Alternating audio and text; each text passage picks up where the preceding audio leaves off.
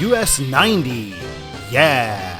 Right, we are looking at US 90, Gulf Coastyness in this episode. It's the most Gulf Coast road we've got, and it goes right through New Orleans, whom the Chiefs will be playing. Let's take a look at the route. US 90 goes from Van Horn, Texas to Jacksonville Beach, Florida, so it goes all along the Gulf Coast, and we are returning to Louisiana and Mississippi for the first time since April of 2022, so far as I could tell. Good to be back. First time in Alabama in a long time as well. Today we are only talking about eastbound US 90. Van Horn, Texas, way out far in West Texas, and this is sort of the start of East 90 here in Broadway in Van Horn. The official start is actually when we meet I-10 just a couple blocks down, so here's our intersection for I-10. On I-10, US 90 is just signed for Van Horn Drive, so no big surprise. When you come off the ramp of I-10, we just get a 90 in one direction and a Texas 54 in the other direction. We don't get a green mileage sign here, but we do get this brown one telling us the way to Big Bend National Park. And when we meet eastbound 10, San Antonio 447, that's quite a sign. Marfa 74 as our first control city for US 90 itself. Once we're on the road, we get Valentine and Marfa. Valentine has a population of 138. It's just the only spot that we pass before we get to Marfa. Marfa is a booming 1,700. You're watching Control City Freak. This is the YouTube channel where we talk about highways and the places that they're signed to go to. If you dig this kind of content, why not give us a like? And if you really like it, why not subscribe? Yeah, subscribe. Here is Valentine, Texas, and apparently they've got this bar there that's just open sometimes and they stick a car door out there. I absolutely want to go check this place out. If I'm ever within 100 miles of here, I am absolutely going to go there. Pretty sparse out here in West Texas. This is pretty much what it looks like for quite a ways. We reach Marfa, US 67 in Marfa, so here's our junction with that. Coming out of Marfa, we are signed for Alpine and Marathon, and again, these are very small places. Here's where we split with US 67 northbound. US 67 is heading for Fort Stockton, where it'll meet I-10, and we are continuing straight for Marathon. We meet US 385. Here is where you turn off for Big Bend National Park. Straight ahead, we've got Sanderson for US 90 and Fort Stockton for 385. Here's the sign where US 385 actually cuts north, and we continue straight. Sanderson stands alone. We get Sanderson 52. Sanderson is not a big place, so I kind of wonder why they don't put more here. And here's another look at scenery that we're seeing along this road in far West Texas. US 285 meets US 90 in Sanderson or thereabouts. Their choices for US 90 are Dryden and Marathon. Between Dryden and Marathon, there are less than 500 people combined. Here's where 285 actually ends, and US 90 is going to continue left to the east. And we'll find US 90 ends a whole lot of careers. From US 90 we can zoom in, but there's no street view available there now that's current at Sanderson Station, which is in fact an Amtrak station. This is the smallest town in the United States that has regular Amtrak service, apparently 4 days a week in each direction. In Dryden, we're getting Langtree 41 and Del Rio 101. They probably could have put Del Rio on the map a lot earlier instead of having these very small towns signed. Crossing the Pecos River, and if we look over to the distance, it curves into the Rio Grande, so we can actually see Mexico. And now we are crossing Lake Amistad, which probably would have a view of Mexico as well to the right, but there's a railroad bridge that blocks everything. Laredo via Loop 99, we continue straight for Del Rio. 277 and 377 north are turning here after we go under that bridge for that loop. We're in Del Rio now. I couldn't find the good downtowny Del Rio kind of shot on US 90, so I'm just going with this. This is our major junction with US 277. And Del Rio was requested by Kenny, and he wanted to shout out Kristen, Kayla, Angela, and Caitlin, who all live in that town. Thank you for that request. Bracketville is going to be our control city for US 90. Kenny made that request on the Patreon, and you can make requests on the Patreon as well if you are a paid member. We've got the All Request show coming next week, but I think that's probably capped out by now. I'm probably working on it by the time you see this, editing it. But we've got lots of other roads coming up soon after that. 280 in San Francisco, 275 in Tampa. You can also make requests for any exit on any road that I'm going to be doing in the future by doing a $5 super sticker on any comments on any video. I appreciate those of you who do both of those things. 277 is going to be leaving us for Eagle Pass and Laredo, and we can see on 277 that we were assigned Del Rio one way and Bracketville the other, so we continue toward Bracketville. In Brackettville, we have a choice. We continue down US 90. We veer to the left for Uvalde. Here's downtown Uvalde, and we are getting NEPA as our control city as we meet US 83. We can see that 83 shield there in the background.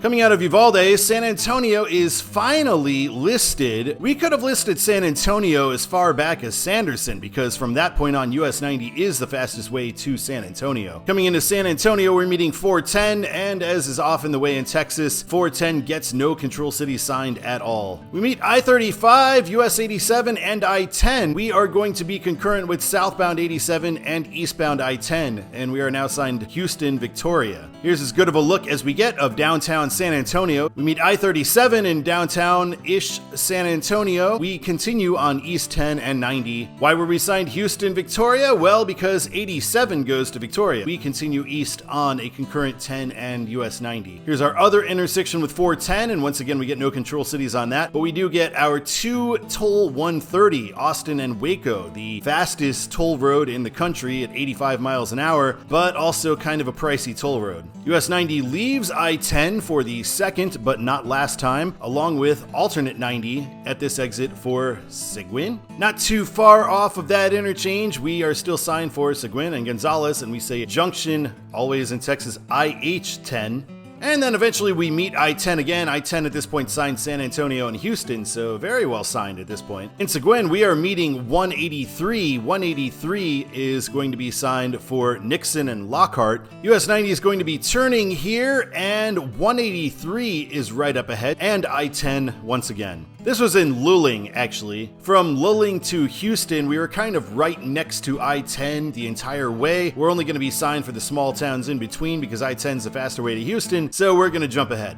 Right outside of Houston, we rejoin I-10 once again. Houston's a little stingier with US highway signage than San Antonio was. We are on US 90 here, but we get no signage for US 90. 290 is very nearby, and they don't mention 290, and they're not giving us control cities for 610, so not really much to like about this sign. We do get a nice view of downtown Houston from I-10/US 90. Skipping ahead to the other side of Houston, US 90 is going to be leaving I-10, 90 signed for Liberty, and I-10 signed for Beaumont. Both will get there, but I-10 will get you there faster. Here's the interchange with the Sam Houston Toll Road on the outskirts of the Houston Metro, and I just wanted to show it from overhead because this is just the Texas frontage road nightmarish mess. Let's have 4 stoplights and this whole thing to have this weird interchange that takes up as much space as a cloverleaf and is somehow less useful. Not a great design in my opinion. Couldn't find many mileage signs on US 90 itself in these parts. US 90 we can see is now signed for Beaumont in this direction, going the other way is Liberty. In Beaumont, we meet I-10 again along with US 96, US 69, nice palindrome road there, and US 287, so all kinds of stuff going on here. At this interchange, we get a sign for getting on East 10, East 90, and North 69. We're also getting onto US 96 and 287, but they don't mention those. Weird that they would mention 2 of the US highways, but not all 4 of the ones that we are merging with here. 69, 96, and 287 leave for Lufkin and Jasper. We continue straight on I-10 and US 90 for Lake Charles. And we cross the Louisiana state line, so we're going to be doing a little Louisiana coverage for the first time in 2 years. 4 miles into Louisiana, East US 90 exits I-10, signed for Toomey and Starks. Here's Louisiana 109, which was signed on that I-10 interchange, and we see East 90 veers to the right, but we get no control city for East US 90 at all, which is kind of weird. It should be Vinton. We weave around to Westlake, Indiana, and then US 90 is going to be joining I-10 once again. In Lake Charles, East US 90 leaves I-10 again, along with Louisiana Highway 14. This is our intersection with I-210, and it is signed for 2 I-10, East Lafayette. So between Lake Charles and Lafayette, again, we're just kind of a service road for I-10. We're just going to sign the small towns in between them. We are in Louisiana. They're not even going to do a good job with that. So we're going to skip ahead to Lafayette. Along the way, we do meet US 167. US 67 signed for 2 I-10, but no control city for US 90 or 167 itself. East US 90 is going to turn right here and head south. This is going to be the future configuration, most likely, of US 49 if they do build it through this section. And from US 90, we can see downtown Lafayette not too far away. US 90 becomes more of a freeway type road outside of Lafayette, signed Lafayette back for westbound, and Morgan City is going to be our Control City eastbound. Finally get a proper mileage sign, Louisiana 675.3 and Morgan City 53. We're down in this bayou section of Louisiana, so there's not a lot of towns around. In Morgan City, new control city of US 90 East, Houma, you could do New Orleans here because from this point it's faster to continue straight to get to New Orleans than it would be to go back to I-10. Houma's kind of in a weird spot, so I understand why you'd sign that too. This is really the only way to get there. We don't actually get all that close to Houma, Louisiana 24 for Thibodaux and Houma instead, and we exit here for that. And from this point, East US 90 is signed for New Orleans. New Orleans shows up on the bottom line now at 52 miles away. I wonder what route they're meaning though. There are a few different routes from this point. We meet the end of I-310, sort of at a stoplight situation here. I-310 is signed for New Orleans because that'll take you back up to I-10, and you actually would get to New Orleans a bit quicker that way than continuing on 90.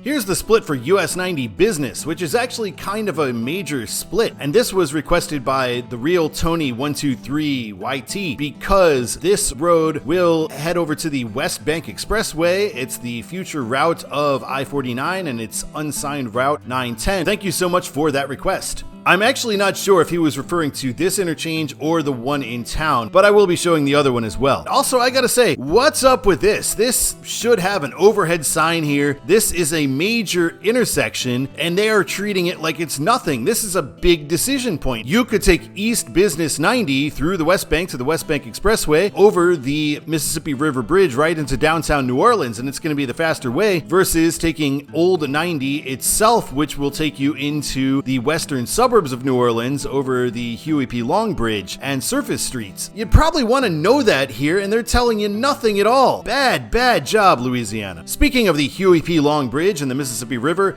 here it is. Here is US 90 crossing the Huey P. Long Bridge in Jefferson Parish in the western suburbs of New Orleans. Coming off the bridge, we see it'll be East US 90 as the Jefferson Highway, but they don't give us a control city. We don't get a sign, but this is the city limits of New Orleans right here. The Jefferson Highway becomes Claiborne Avenue, which will be US 90's name through this part of New Orleans.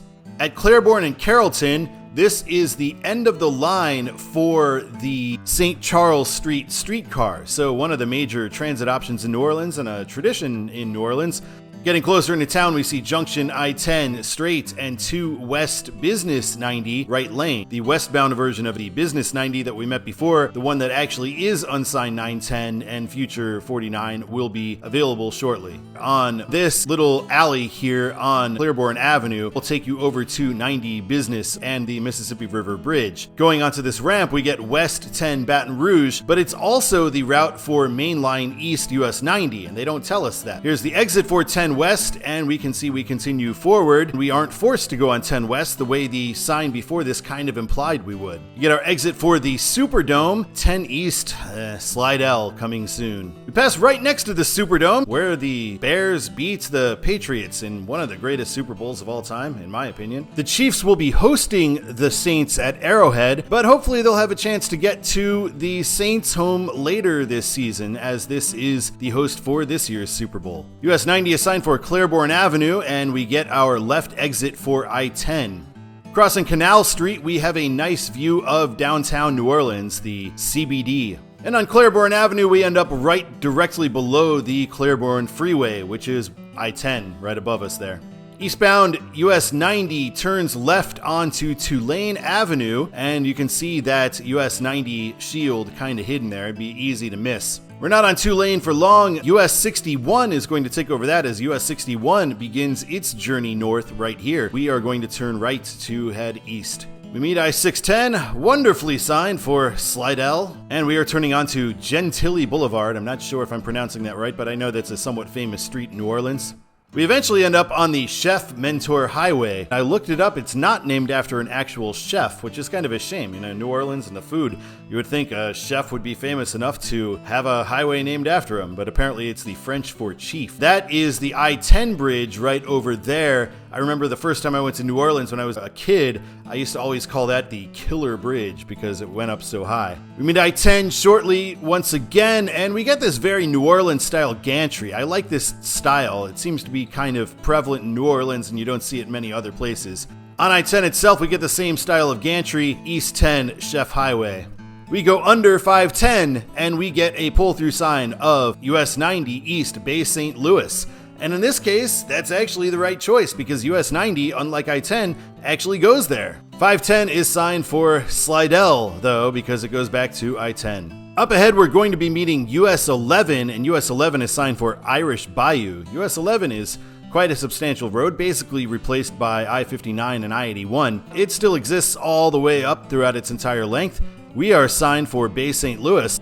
We don't get a US 11 sign. That's kind of a bummer. I looked it up in Street View, and you'd have to go back to 2021 since the sign has not been there. Louisiana DOT, not in any hurry to fix any signs that disappear, I guess. And this was requested by TheDerpHog. US 11 will go all the way up to Pennsylvania and beyond, and he's got a buddy living in PA. So thank you so much for that request. We go through this section of Bayou on St. Catherine's Island. This is pretty cool. We're kind of between the Gulf of Mexico and Lake Pontchartrain. US 90 begins here and we continue straight. Turning left gets you to I-10, but we get no Control City for 90, as is Louisiana's way. We cross the Pearl River on this old bridge and we will head into Mississippi. We get no welcome to Mississippi sign, but I can assure you we are in Mississippi now, and it's still the Chef Montour Highway. I had to get off the road to get our Control City. We're going to be turning right, and we are signed for Bay St. Louis, and to the left you get NASA. Is Mississippi low-key signing Houston all the way over from here because you get back to I-10 for that? That'd be cool. No, they're not. There's a NASA facility not far from here. Pretty good sign here. Bay St. Louis 1, Gulfport 17, Biloxi 25. This is the Bay of Bay St. Louis. I think it's called Bay St. Louis Bay or something like that, something redundant. We're entering Gulfport and we get an intersection with US 49 coming up. US 49 signed for Hattiesburg. The beginning of US 49, turn left here for that, and this was requested by Kevan Robbins because he was stationed at Seabee here in Gulfport when he was in the Navy. So thank you so much for that request. Moving down from Gulfport, we now get over to Biloxi, so we get nice beaches along the way as we drive. Here's my own picture in Biloxi, the one time I stayed there a few years ago. And I stayed in a little neighborhood Airbnb, and there was this little neighborhood dive bar a block away from where I was, so that was pretty awesome. That was a cool spot, the Project Lounge. We're meeting north I-110, way to get back to mainline I-10 from Biloxi. On 110, we get 90 West Gulfport and 90 East Ocean Springs, and for US Highway, those are fine control cities. Here is the Hard Rock Casino. I stopped here and lost money at blackjack pretty much, so that wasn't awesome. I did eat here while I was there though, and that was awesome. This half-shell oyster house, that was a great spot. Deep South Louisiana, Mississippi style food. Totally recommend that. Ate at this particular Waffle House too for breakfast, and always recommend that. US 90 crosses Biloxi Bay now, so we are heading on. In Ocean Springs, we get Pascagoula and Mobile on the list. Mississippi signing Mobile right away and not having Pascagoula on the bottom line, so good job, Mississippi. And we've talked about it before, but we finally get to Pascagoula, so you turn that way for Pascagoula downtown, but we are continuing on 90 East. Outside of Pascagoula, we see Pascagoula sign one way and Mobile sign the other way, so good signage. And welcome to Alabama. Alabama was nice enough to finally put a welcome sign. We meet I-10 not long into Alabama, and this is absolutely insane. We are signed Mobile for eastbound 10, and that's fine. But for westbound 10, they signed Pascagoula. We literally just came from Pascagoula. Why would you possibly sign that at this intersection? Alabama. This is terrible. On I-10 itself, 90 East is signed for Tillman's Corner. If you want to go to Mobile, you're better off staying on 10 than US 90, so that's fine. On the outskirts of Mobile, we are meeting I-65, so we get 65 south to I-10 and 65 north Montgomery. That sign's certainly seen better days. 90 East, we don't get anything listed at all. So right here, 90 East is going going to be turning left along with truck route US 98, but we're not going to bother with that. This is relatively recent. US 90 now goes all the way up 165 and then gets off. That Alt 90 is actually mainline 90 now and comes back. Fine for an Alt 90, but for mainline, we're skipping, 2 miles of road through downtown Mobile, so we're just going to take that way because the other way is ridiculous. In 2022, they were telling you for East 90 to turn right, it was just going to take you around the four corners and back up the other way, so we'll follow the sign for East 98 instead. This is Government Street in downtown Mobile, so this used to be US 90, and again, it's not anymore, but I think it is still a state highway. If the state is maintaining it anyway, why not just call it 90 still? In downtown Mobile, we go into the Bankhead Tunnel. Coming out on the other side, this is where we meet 90's other new route where we would merge back with that. We just saved a whole lot of time by not taking that. We're meeting I-10 once again, and East 90 and East 98 are concurrent together straight ahead. We're on the Battleship Parkway crossing Mobile Bay. I-10's bridge is just to the left of us. We meet I-10 once again, and this is an interesting interchange since part of it is on this island and part of it is just over the water itself. This feels like an important sign. This probably should be an overhead. Straight ahead, we are getting Spanish Fork. To the right, we have Daphne and Fairhope. When we get closer, we see that East 90 is going straight and East 98 is turning right, so that's what would kind of warrant an overhead. We get to the start of US 31, the great US 31, going all the way up to Michigan. We will turn right on East 90. We're not on 98, but we're going back to I-98 and back toward I-10. So this is kind of weirdly done as well. So if we look at the map here, we see 98 follows that ramp diagonally. US 90 goes straight to that Spanish Fort Bridgehead intersection, turns right, rejoins US 98 south of I-10, and US 31 starts from there. Why not just have US 31 go to that ramp and have 90 and 98 together on that diagonal? Doesn't make any sense to me why you put US 90 to go a few blocks and just take a longer route when it could just be 31. Here's what it looks like when we get back to that mess. So we see East 90 and East 98 are straight ahead and West 98 turn right, even though that would just take you back to US 90 west. We're heading for Pensacola. We continue on our own surface street. 10 East Pensacola, turn left. 90 is straight and also going to Pensacola. So we see 90 gets away from 10 a little bit, but it's just going to go through random small towns, so we're going to jump ahead a little bit. Along this way, we do enter Florida. Florida does give us a welcome sign, so welcome to Florida. We're getting US 90 business is to Milton straight ahead. US 90 itself is going to head into Pensacola. In Pensacola, we get the start of US 29, so we're starting yet another road. Here's Pensacola's 110. We've met a few 110s along the way. And here we are finally splitting with US 98 for good. US 98 is going to head east for beaches. We continue straight, although we will see the water soon. In fact, yes, we do see the Gulf of Mexico shortly thereafter. And it's been a while, so we're going to meet I-10 once again. Didn't think we would see that again, right? Here's where we meet Alt 90 again. I don't know why it says Alt for East 90. It's not Alt East 90. East 90 itself is going to the right. Alt West 90 is the left. So looking at the map here between Pensacola and Tallahassee, we are pretty closely following I-10. Here's another intersection with I-10, and we see Tallahassee, Lake City, and Pensacola. This is right outside of Tallahassee, so US 90 itself assigned Tallahassee coming off of I-10. The DerpHog wanted me to show US 27 because it goes to Florida State University, but I figured we pass right by FSU on US 90, so I'll just show the Florida State campus. The DerpHog wanted to see that because he is a big fan of them. He says, "Go Noles."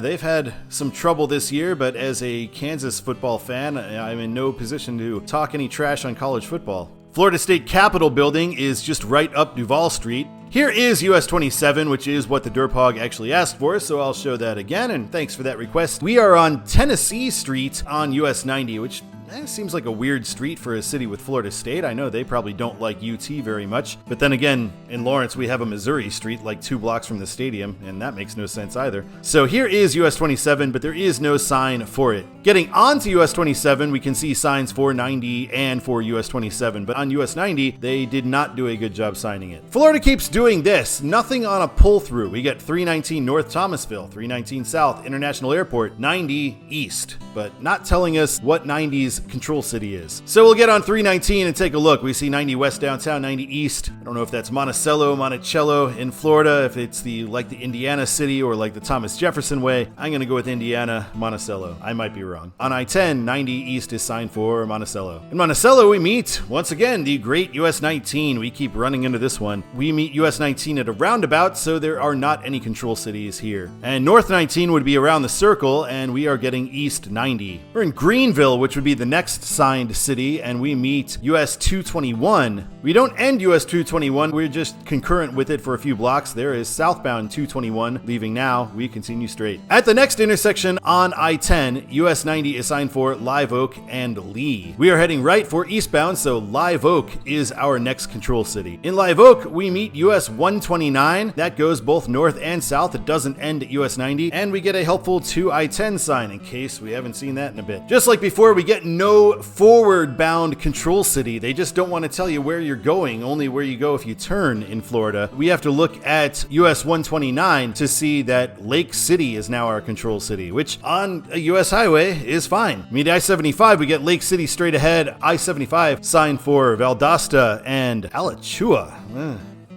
What are they doing? Meaning US 41, and this was requested by Edwin Paschke. He wanted to see it signed for Atlanta and Tampa, wouldn't we all? But no, it is not signed that way. It is signed for Jasper and High Springs. I've never heard of either of those places. On a US highway, maybe those are okay. Thank you so much for that request. I really appreciate that. Just a couple blocks past US 41, we also meet 441. At our next intersection with I-10, US 90 is signed for Sanderson and Olustee. So Sanderson is the direction we are heading, so we're going to meet another Sanderson. In Sanderson, once again, we get no straight ahead signs for US 90, so we have to look at a cross street and we see Baldwin is going to be our choice. Baldwin, I don't know, why not just pick Jacksonville? In Baldwin, we meet US 301, and Baldwin technically is part of the city of Jacksonville, so that's why I say just sign Jacksonville at that point. I know Baldwin's kind of a different thing, but you know, people have heard of Jacksonville. In Baldwin, we are signed for Jacksonville, but we are already within the city limits of Jacksonville. Obviously, they mean downtown Jacksonville. We go under I-295, but we do not intersect with it. Nearing downtown Jacksonville, we meet I-95. I had no idea Jacksonville had this. This bridge right over here is the Jacksonville Transit Skyway. So they've actually got kind of a grade separated light rail system going in Jacksonville. So that's pretty cool. The downtown skyline of Jacksonville here as we continue on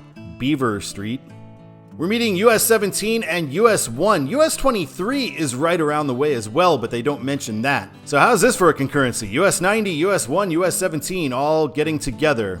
And this is Main Street in Jacksonville with 1, 17, and 90 heading through downtown. US 17 leaves at some point, but they don't tell us. I went up and down this street on Street View a number of times, could not find where US 17 is supposed to turn off. We are now on East 90 and South 1 for beaches and 2 I-95. We cross Jacksonville's most famous bridge, this blue drawbridge, and if we look in the rear view after crossing it, we get a great view of the Jacksonville skyline. We're still concurrent with US 1 as we head for Jacksonville beaches, and 95 is signed for Daytona Beach. Get a nice three-way split here. I-95 is going to be exiting here. US 1 is heading off on its own for Phillips Highway, and we are continuing toward the left for Atlantic Boulevard and Jacksonville beaches. We get a nice overhead sign once we leave Atlantic Boulevard. We become Beach Boulevard. Atlantic Boulevard heads the other way. We meet 295 again, and this time we do have an interchange with it. And on 295, 90 is signed for Beach Boulevard. We cross the Intercoastal Waterway and leave the city of Jacksonville, and we do enter Jacksonville Beach city limit, one of the few independent cities in Duval County that are not Jacksonville. And US 90 here ends at A1A. A1A. Beachfront Avenue. Yeah, I had to do it. That will be the end of US 90, but we gotta look down. We're so close to the ocean. Let's see where we're at. If you continue just a couple blocks down, we get to the Atlantic Ocean beach at the very end of US 90. All right, let's take a look at Todd's the way it should be for US 90 eastbound. I'm gonna say it should be Marfa, then I jump right to Del Rio. There's no reason to sign these other places along the way. Then San Antonio, right away. Seguin, then a bunch of small Texas towns. Houston, Liberty, Beaumont, Vinton, Sulphur, Lake Charles, then some small Louisiana towns before we get back to Lafayette, New Iberia, Morgan City, New Orleans. I'd put Houma in there too. Bay St. Louis, Gulfport, Biloxi, Ocean Springs, Pascagoula, Mobile, Spanish Fork, Robertsdale, Seminole, Pensacola, Milton, some small Florida towns between Milton and Tallahassee, Monticello, then some more small Florida towns, then Lake City, Sanderson, Jacksonville, and finally Jacksonville Beach. Thank you so much for watching this episode of Control City Freak. This US 90, it was a really fun road. It had a lot more than I expected. I just kind of chose it because it was near New Orleans and we're playing the Saints, but I had a lot of fun with this one and I hope you did too. Really appreciate everybody, especially my Patreons and my super thanks people and the members and the subscribers. You're the real ones. And until next time, my name is Todd and keep on trucking.